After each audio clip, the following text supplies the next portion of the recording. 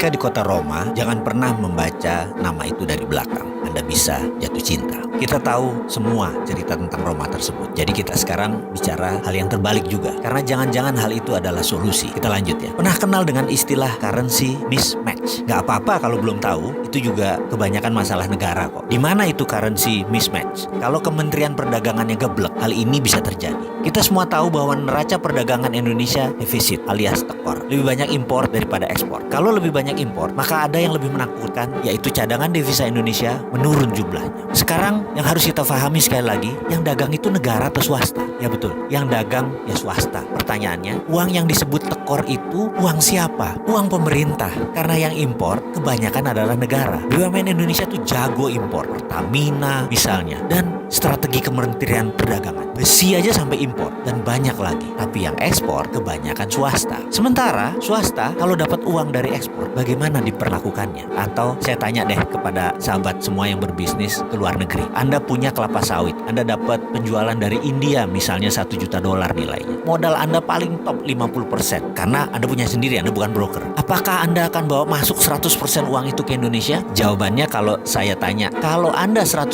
warga negara Indonesia, kemungkinan 100% uangnya ke Indonesia. Tapi kalau Anda investor asing, maka Anda hanya memasukkan OPEX-nya saja atau operation expenditure, ya paling 50%-nya saja yang masuk ke Indonesia karena memang itu kebutuhannya untuk membayar operasional. Sementara untuk menyicil capex atau capital expenditure, modal investasi yang dari luar tadi ya berada di luar tadi. Itulah mengapa saya mengatakan janganlah menawarkan foreign direct investment ke Indonesia tanpa pilih-pilih. Harus dipilih investasi yang akan mendatangkan dolar atau ekspor. Jangan investasi yang dipakai untuk kebutuhan dalam negeri yang 100%. Tekor pembukuan kita. Contoh, investasi jembatan pakai dolar, lalu pendapatannya pakai rupiah dari tol ketika kita menggunakan jembatan tersebut dan membayar tol tersebut. Begitu kewajiban membayar hutang tadi, kan kita pinjamnya pakai dolar, ya bayarnya pakai dolar, dipindahkanlah rupiah tadi ke dolar. Sementara negaranya kebanyakan impor, alias dolar tadi yang masuk ditukar ke rupiah untuk impor, dan juga sekarang dolarnya untuk ngebalikin bangun jembatan tadi. Ya habis dolarnya. Pas perlu dolar, dolarnya langka, ya rupiahnya jadi melemah.